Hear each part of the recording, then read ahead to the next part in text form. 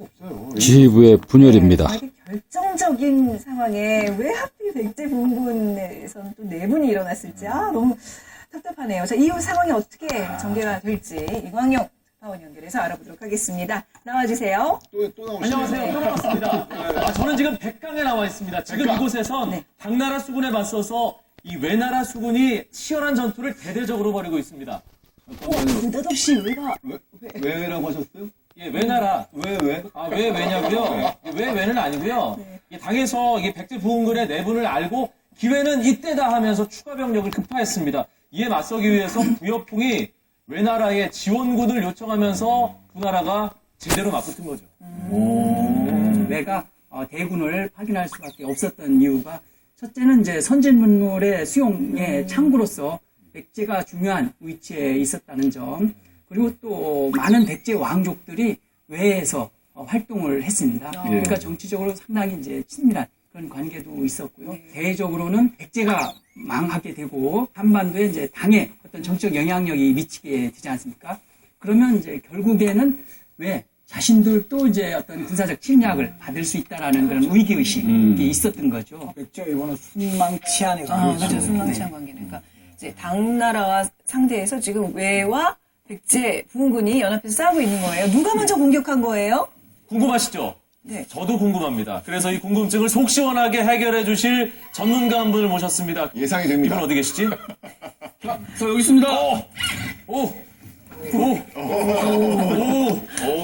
박 박사님 천하장사. 박사님, 이번 백강 전투 대체 어떻게 벌어지게 된 건가요? 네, 제가 이 자세한 상황을 지도를 보면서 설명을 드리도록 하겠습니다. 미리 이 웅진 쪽에 들어와 있던 당나라의 수군이 백강을 타고 이 하구로 내려와서 신라군과 함께 연합을 해서 이제 주류성을 치는 게 바로 이 원래 계획이었죠. 약 17,000여 명이 170여 척에 나눠 타고서 백강구로 내려왔던 것입니다. 네. 자, 그런데 바로 이 외수군이 나타난 것이죠. 예. 근데 이게 한두 척이 아니에요. 왜? 도대체 왜? 왜? 네. Why? 네. 굉장히 많습니다. 왜가 대체 왜? 네. 천여 척이에요, 천여 척. 네. 거의 3만여 명, 거의 2배에 달하는 이 외수군이 당도를 한 것이죠. 당나라 수군은 이렇게 백강 입구를 틀어막게 됩니다. 자, 그리고 이 왜군은 이걸 돌파하여 육지에 있는 이 백제 부흥군과 합세하여 전세를 뒤집으려 했던 것이죠. 자, 그래서 이 바다에서는 이 수군끼리의 전투, 자, 그리고 이 육지에서는 백제의 기병과 신라군의 기병 간의 전투, 동시에 이뤄지는 매우 긴박한 상황이었던 것입니다. 만약에 이 저지선이 뚫려서 왜군이 밀고 들어오면 신라가 완전히 위험에 처하는 거고, 이게 또 만대로 안 뚫리면 백제로서는 문제이고. 전통적으로 이 외수군은 이 바다에서 싸우는 것보다는 빨리 적선에 붙어서 올라타서 창칼로 싸우는 뭐 이런 것들을 중시를 했던 겁니다. 이 당수군은 일단 크죠. 네. 활, 쇠뇌, 뭐 투석기 이런 장거리 무기, 원거리 무기를 집중하기 좋은 그런 진영을 딱 짜고서 싸우는 것을 선호를 했던 것입니다. 자, 이렇게 전혀 다른 스타일의 두 군이 붙었을 때 과연 어느 쪽이 유리했을까요? 저한테 물어보신 거예요? 네. 이윤석 씨. 네. 누가 유리했을까요? 저한테 물어보신 건가요? 네. 왜는 자꾸 많으니까 이렇게 뾰족하게 해서 저 백강으로만 들어가면 되는 거 아닌가? 백강으로만? 어떻게 이렇게 비집고 들어가라. 안 뚫려요. 안 뚫려. 자꾸 뚫면 언젠가 뚫리지 않나? 배가 커서 안 뚫려요. 이 수적으로 뭐 이렇게 우위에 있으면 뭐 그냥 계속 공격하다 보면 이 백제 부흥군이랑 외 쪽이 훨씬 유리한 거 아닌가요? 저건 누가 봐도. 그런데 네. 결론적으로 네. 저기서 사실 왜군이 이겼으면 백제가 망하진 않았겠죠. 완전히 있을 수가 없잖아요. 지금. 그래요? 이런 걸 전문용어로 시적 영감이라고 그래요. 시적 영감이었나요? 이건 직관을 하고 저희는 그냥 스포일러라고 말하고 싶습니다. 아니 그래서 전투 결과 뭐 알려주세요. 유근 시인님 많이 하셔서 좋으시겠어요. 전투 결과 아당 연합군의 승리로 끝났다고 합니다. 4차례 접전 끝에 외병이 대패하면서 백제 부흥군마저 무너지고 말았다고 하는데요. 분명히 승산이 있어 보였거든요. 박근수 박사님. 네, 저는 질 줄 알았습니다. 네? 자, 이 백강하구라는 요 링이죠, 링. 링의 변수가 있었던 거예요. 해전에서는 바로 이 물살을 중시를 해야 됩니다. 썰물인지 밀물인지를 때를 알고 들어가야 되는데요. 왜군이 등격을 들어갈 때는 바로 썰물이 시작되는 타이밍이었어요. 자, 근데 아까 말씀드린 대로 왜군은 막 붙어야 되는데 썰물이니까 붙지를 못하는 거예요. 그리고 이 하구 근처에서는 우리 명량이라는 그 영화에서 보시면 아시겠지만 울돌목 회오리 물결이 있죠. 네. 외선이 작기 때문에 거의 갇히는 거예요. 우왕좌왕하고 있을 때 이 당선에서 무장된 활, 돌 이런 것들 막 퍼붓는 거죠. 그냥. 그러니까 여기에서는 막 이 400여 척이 막 이 화공에 불을 타고요. 나머지 애들은 이걸 보고서 내빼는 거죠. 네, 이런 상황에서는 도저히 이 왜군이 당군을 수군끼리 전투에서 이길 수가 없었던 것입니다. 백제 부흥군 입장에서는 정말 땅을 치면서 아쉬워할 만한 그런 상황이 됐는데 그렇죠. 백제 국토를 거의 회복할 정도로 백제 부하를 눈앞에 둔 상황이었잖아요. 네, 그렇습니다. 자, 이번 백광전투에서 이 당 수군이 승리를 하면서 이 나당 연합군이 바로 이 주류성을 바로 이제 어떤 그런 정복을 하게 되는 것이죠. 네. 그런 상황에서 이 주변의 성들도 하나, 둘씩 계속해서 나당 연합군에 무릎을 꿇는 이런 상황이 계속해서 전개됐던 것입니다. 네. 그야말로 들불처럼 번지던 이 백제 부흥군 세력의 백강전투가 뭐 천물을 뛰어든 것은 물론이고 모래까지 퍼부어버린 그런 셈이 되고 말았습니다. 당시 상황이 얼마나 급박했던지 부여풍은 자신이 가지고 있던 보검도 버린 채 고구려로 도망갔다고 합니다. 이제 또다시 남겨진 건 백성들인데요. 도와줘요 태권브이 아니 도와줘요 흑지상지 정말 이렇게 외치고 싶지 않았을까 싶습니다. 다시 한번 백제 부흥의 불씨가 되살아나길 백제뉴스 진행자로서 네. 바라면서 지금까지 이광용이었습니다. 결국 부여풍은 고구려로 도망가네요. 백강 전투에서 되게 좀 비극적인 장면은 이때 또 참전한 인물 중에 그 의자왕의 태자인데 그 당나라에 끌려갔던 그 부여용이 백강 전투에는 이제 당나라 그 일원이 되어가지고 융이 여기 또 기록돼 있어요. 결국은 네. 그 삼촌과 조카 간에 또 이제 서로 싸운 거죠.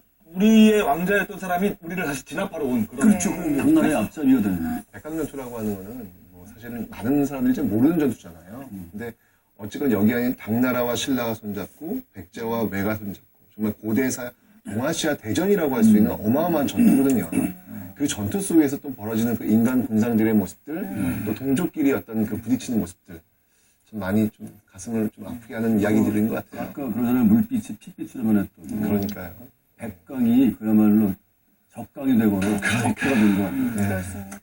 자, 이렇게 진퇴양난에 빠진 백제 부흥군, 이때 흑지상지는 두 번째 선택의 순간이 다가옵니다.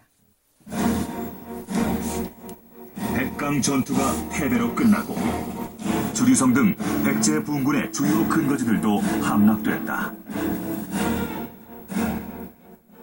이제 남은 건 오직 흑지상지와 지수신이 지키는 임전성뿐. 사방으로 포위된 상황에서 장수들의 고민은 깊어만 가고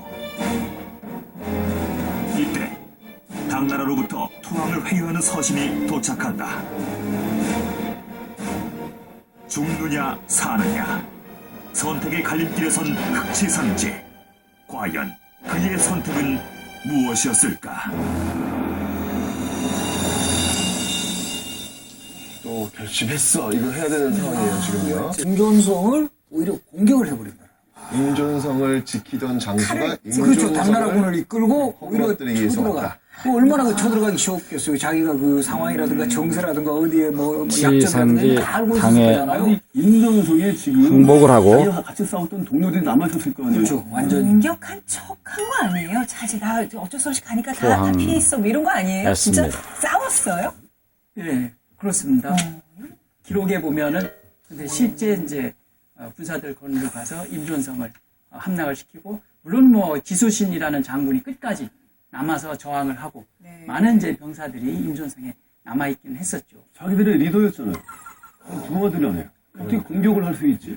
지수신 입장이라면 이게 좀 멘붕이었을 것 같아요. 지금 저는 약간 제가 멘붕이에요. 아니 이렇게 같이 이게 어떻게 동료를 돼서 싸우자고 그랬는데 갑자기 나한테 칼을 겨눈다라고 하는 게 이거 배신이잖아요. 이거.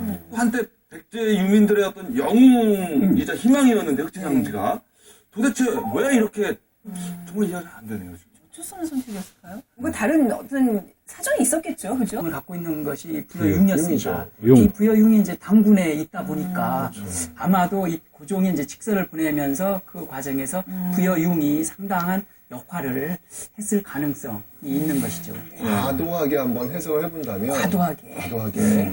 부여융이 또 백강렬도 참여하고 네. 그때 그 부여융을 바라봤을 때 흑지상지는 이미 전의를 상실했다라고 저는 판단이 들어요. 왜냐면 어찌 본다면 흑지상지가 백제 부흥을 위해 싸운 거는 바로 부여융을 위해서 싸운 것일 수도 있거든요. 고대사라면 가능한 일이거든요. 그런데 그가 등장했단 말이죠. 그리고 싸움을 그만두라고 이야기한다면 흑지상지 더 이상 싸울 이유가 없겠다. 싸움을 그만두는 데까지는 이해한다니까요. 그러니까 나중에 그래서 그 융과 함께 훗날을 도모하려고 그런 것 같아요. 저도. 훗날을 도모하는 사람이 자기 동족을 죽이고 그러니까, 나라를 망하게 합니까? 네. 그 우리가 소설 같은 데 보면 껍비딴이라고 체제에 순응하면서 그냥 변신을 계속 일삼는 그런 인물들이 등장을 해요. 그게 인지상정일 수 있어요. 일반 평민 같은 경우라면. 근데 지금 흑지상지 같은 사람은 지배층 세력 아닙니까? 지금 무슨 그동안 누린 권리의 선거는 백성을 지켜야 할 의무가 더 있는 거거든요. 책임과 의무가. 근데 이거 뭐 지키지 못할 망정모자 생사고라가 함께한 동료들을 먼저 앞장서가지고 처단하고 이런 앞장선다는 게 지금 말이 돼요. 명백한 변절이고 회절이지 이거는. 아예 애초부터 흑지상지는 왕 바라기가 아니었을까요? 자기는 왕을 위해 싸운 거예요. 백성을 위해 싸운 게 아니에요. 왕을 위해 싸운 것이. 어쨌든 그래가지고 백성들이 거기 호응했던 거지, 거기 희망을 줬던 거 아닙니까?